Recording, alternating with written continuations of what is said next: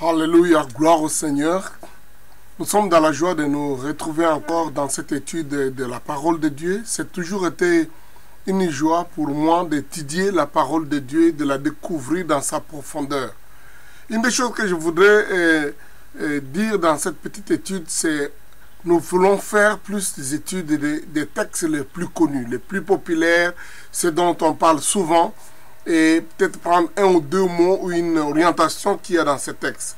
L'un des textes les plus connus dans les évangiles, c'est Matthieu chapitre 11, verset 28 à 30. « Venez à moi, vous tous qui êtes fatigués et chargés, et je vous donnerai du repos. » C'est l'un des textes, quand nous le lisons, nous savons, en fait, quand nous l'entendons souvent, nous l'adressons, ou les gens l'adressent pour des personnes qui ont besoin de recevoir Jésus, pour le dire, venez recevoir Jésus. Ce qui est vraiment d'une bonne application parce qu'effectivement, les gens sont chargés, les gens sont fatigués. Ils ont besoin du Seigneur et le Seigneur a besoin de ces gens-là. Il était les rares des dirigeants qui appelaient les gens qui avaient des problèmes, qui étaient fatigués, qui étaient découragés, qui étaient déprimés. D'ailleurs, au chapitre 9 de Matthieu, toujours, la Bible dit quand il allait de village en village, de ville en ville, et il a vu les gens, des multitudes, comme des brebis qui n'ont pas de berger, fatigués, déprimés, dispersés, angoissés. Donc Jésus était un de ces leaders qui observait le monde, qui observait la foule et les masses, qui comprenaient leurs fardeaux, leurs problèmes. Ici, il lance cet appel, venez à moi vous tous qui êtes fatigués et chargés, et je vous donnerai du repos. Quand nous regardons la vie des gens, il n'y a pas que la dépression, il n'y a pas que la charge des problèmes, des difficultés, il n'y a pas que la charge des dépenses qu'il faut faire en termes d'argent qui fatigue les gens. Mais s'il y a une chose que je découvre, qu'on peut découvrir dans le monde, et je crois que Jésus pensait à ça aussi, qui fatigue les gens, c'est la vie du péché. Une vie non seulement monotone, non seulement une vie avec des culpabilités, mais une vie réellement chargée, occupée pour à tout prix, soit satisfaire ses besoins à lui, à soi, ou alors chercher à satisfaire les besoins des autres. C'est une forme d'esclavage. Et Jésus dit, venez à moi, vous tous qui êtes fatigués et chargés, et je vous donnerai du repos. Parce qu'effectivement, prenons l'exemple de quelqu'un qui mène une vie sous l'impression ou sous la poussée de la drogue ou de l'alcool. Il devient de plus en plus chargé par ça. Il est préoccupé par ces problèmes. Au point où il ne peut pas s'en sortir seul. Il a besoin davantage d'avoir encore et encore et encore. Donc il est fatigué de prendre ça, de vivre dans cette dépendance de la drogue au point où il est fatigué. Fatigué, il ne sait pas comment s'en sortir. Il crie certainement, comme nous lisons dans les épîtres de Paul aux Romains, l'expérience de cet homme qui disait « Misérable qui je suis, qui me délivrera de ce corps de mort qui est accroché à moi, qui est comme sur mon dos. » Donc, c'est comme qu'on dit, quelqu'un qui a en fait, quelque chose qui s'est accroché à lui, qui ne sait pas s'en sortir. Donc, être chargé par le problème du péché, c'est l'expérience de beaucoup de gens qui vivent dans ces problèmes, cette pression de la drogue, qui vivent dans cette pression de l'alcool, qui vivent dans cette pression de la vie immorale, d'infidélité, des désordres. Donc, fatigué de ça, parce que chaque jour, il faut se lever, et même s'il fait tard, puisque vous êtes sous les commandes de la cigarette, la nicotine et tout ce qui vous rend dépendant, vous fait lever n'importe quand. Vous dites, lève-toi, j'ai besoin aujourd'hui d'être satisfait. Ce besoin-là va vous amener à marcher, à dépenser, à faire des efforts. Peut-être que vous ne pouvez pas vous en sortir sans avoir. Vous ne savez même pas comment refuser ça. Vous ne savez pas dire non à ces demandes, à ces pressions. Vous dites, mais je suis fatigué de ça. Mais malheureusement, il y a des gens qui peut-être sont à un certain moment, à un certain stade dans leur vie, ils pensent qu'ils trouvent plaisir dans cette façon de faire. Si par exemple, ils vivent de la corruption, de prendre l'argent des autres, ils en prennent encore. Ils en prennent et à chaque moment, ils désirent des besoins, des moyens d'avoir plus d'argent, continuent à être là. Donc, ils ne se rendent pas compte que c'est ce désir-là qui les fatigue, qui les pousse à faire ces choses. Ils pensent que c'est un plaisir. Ma grande question, jusqu'à quand continueras-tu à prendre l'argent des autres? Par exemple, tu es un responsable d'une entreprise, tu ne sais pas payer les gens. Jusqu'à quand est-ce que tu n'es pas fatigué de cette façon de faire? Il y a des gens qui courent derrière les femmes d'autrui, qui courent derrière les maris d'autrui, qui vivent une vie totalement dévergondée au jour le jour. Et parfois ils rentrent fatigués, ivres, déprimés, salis. Quand ils pensent à leur propre vie, ils disent, mais jusqu'à quand continuerai-je dans cette façon? Et ils se disent, je suis fatigué de ça. Peut-être vous les avez entendus, ou ils crient même dans leur vie secrète, ils disent, mais jusqu'à quand? Je suis fatigué de cette façon. Fatigué de vivre dans la dépendance de l'alcool, de la drogue, de l'immoralité, de la vie impudique, de la vie de dépendance, des choses que je devais contrôler, mais qui me contrôlent. Jusqu'à quand? Fatigué, chargé de ces choses. Donc, ce cri-là, et je voudrais que si cela est ton cri à toi, d'être fatigué, d'être chargé, si c'est ce qui t'amène, peut-être devant tout le monde, tu es un peu arrogant, défiant, tu penses que tout va bien pour moi, tu prétends, tu donnes une impression, tu feignes être heureux, être content, être satisfait, être en train de voir le contrôle des choses. Mais dans le fond de ton cœur, quand tu es toi seul, tu te sais fatigué. Tu te demandes, qu'est-ce que je dois faire? Comment dois-je m'en sortir? Si ce message-là te concerne, si c'est ta situation à toi, aujourd'hui, vous avez une bonne nouvelle. Il y a un Seigneur glorieux, celui-là qui a prononcé cette parole. Venez à moi, vous tous qui êtes fatigués et chargés, et je vous donnerai le repos. Ce Seigneur-là, Jésus-Christ, le roi de gloire, le Seigneur des seigneurs, le Fils de Dieu, celui-là qui a quitté le ciel et venu dans ce monde, qui est venu pour que les brebis aient la vie et l'aient en abondance. C'est Jésus-là t'appelle et dit, venez à moi, vous tous qui êtes fatigués. Venez, venez à moi. Pourquoi? Parce qu'il, non seulement il a quitté le ciel et est venu dans ce monde, mais à chaque étape de la vie, quand il a rencontré des gens avec des fardeaux de problèmes, ils étaient peut-être paralytiques, ils étaient peut-être aveugles, ils étaient tourmentés par des esprits, par des démons. Ils avaient été envoûtés, dérangés par des esprits de la sorcellerie, d'envoûtement des démons, de la folie. Ils étaient envoûtés, broyés, grasés par toutes sortes d'esprits de colère, de l'esprit de dépendance, de la jalousie, de la convoitise, de l'esprit de mensonge. Il parlait tout le temps. Il a rencontré des gens comme ça. Quand il a vu ces gens-là qui étaient courbés, même peut-être physiquement, qui étaient aveugles, qui avaient des fardeaux, il les a appelés, dit, laissez-les venir à moi.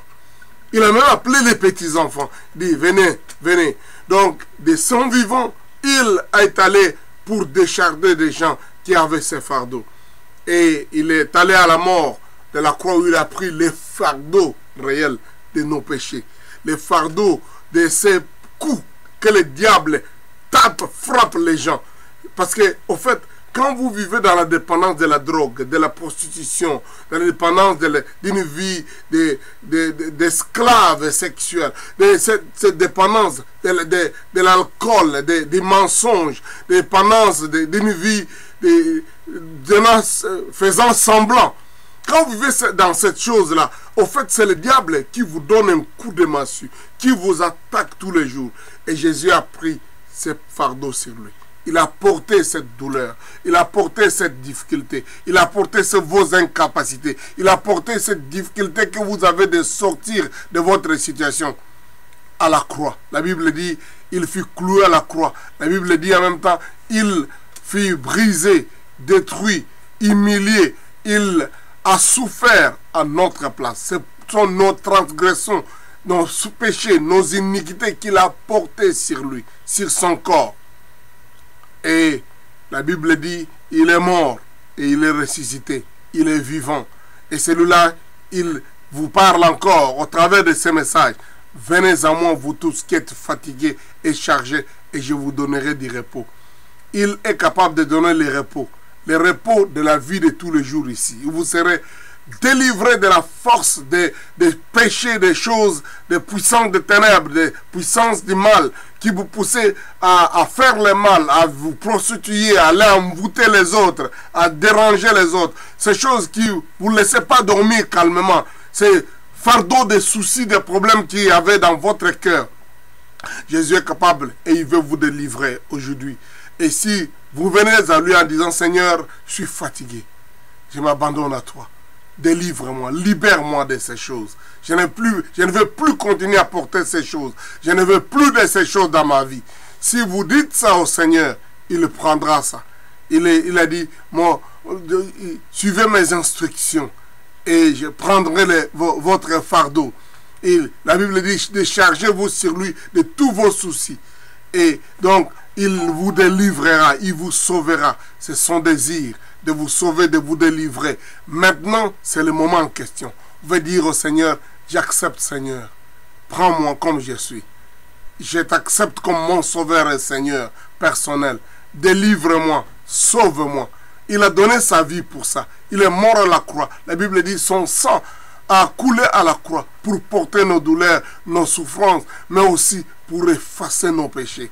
Pour que nous puissions, vous ne pouvez pas vivre toute la vie sous les fardeaux, la fatigue des rappels du mal, des péchés que vous avez commis. C'est poids de la culpabilité, parce qu'il y a des gens qui ont péché une fois. Ils ont trompé, ils ont tué quelqu'un, ils ont commis un adultère, ils ont fait quelque chose de mal quelque part.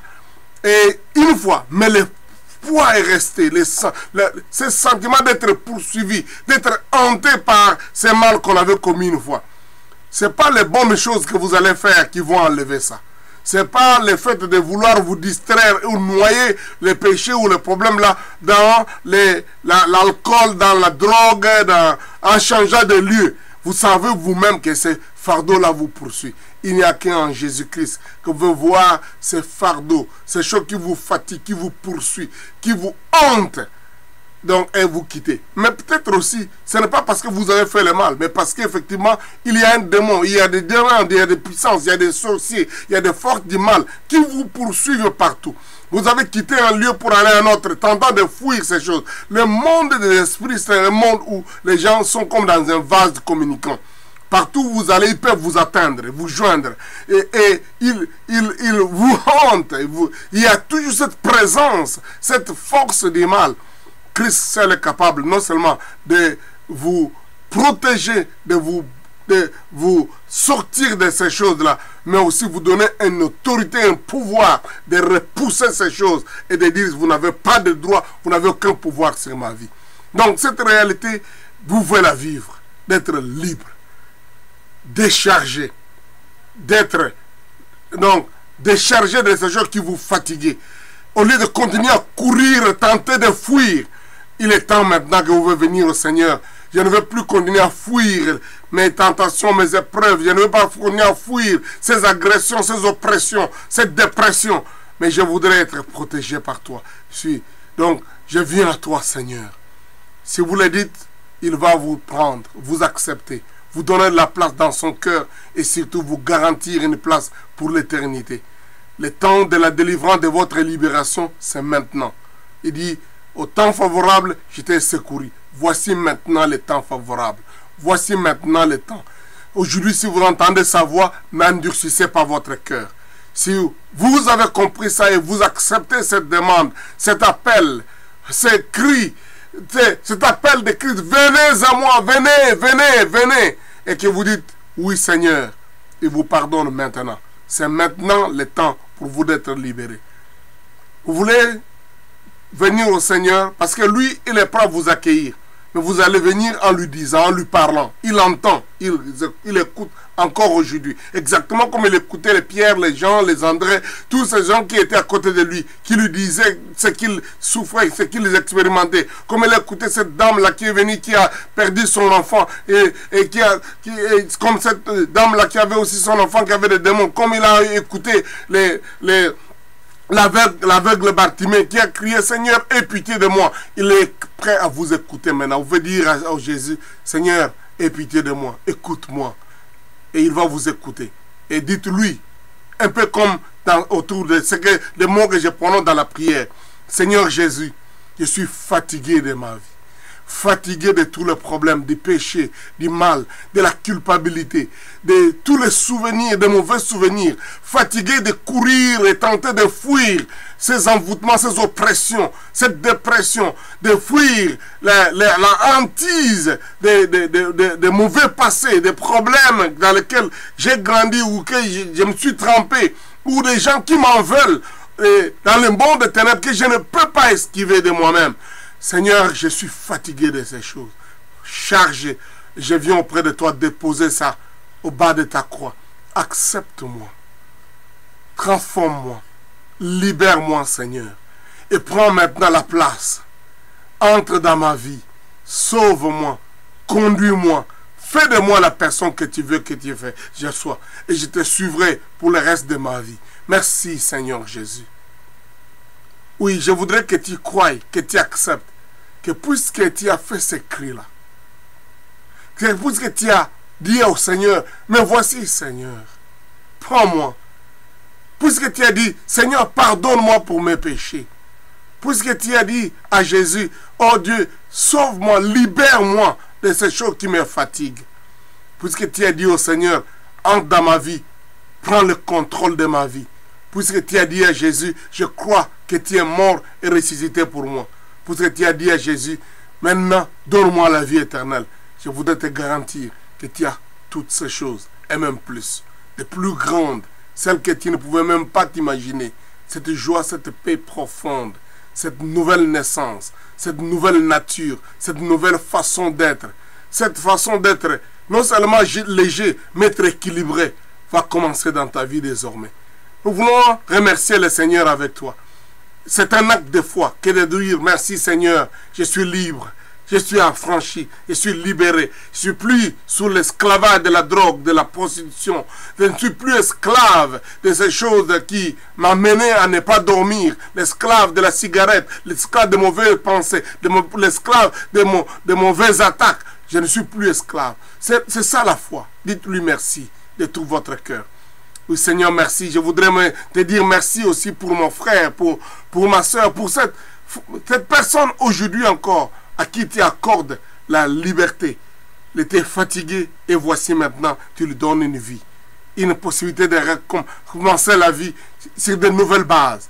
Merci Seigneur pour la vie éternelle. Merci Seigneur pour la protection, la garde. Merci Seigneur pour la garantie du ciel. Je te bénis Seigneur de que tu les gardera désormais. Ils ne vont pas fournir des efforts pour tenter d'améliorer leur morale. Mais Seigneur, toi tu vivras en eux une vie de sainteté et de victoire. Et qu'en ce jour-là où la trompette sonnera, nous nous rencontrerons dans les airs avec toi. Et nous célébrerons, Seigneur, oh Dieu. Nous te dirons merci de toute la grâce et la faveur que tu nous as faite, comme tu l'as fait à partir de ce soir, à partir de maintenant, pour la vie de mon frère et ma soeur. Je te dis merci. Au nom de Jésus, notre Sauveur et Seigneur. Amen. Gloire au Seigneur. On va continuer prochainement avec un texte très connu.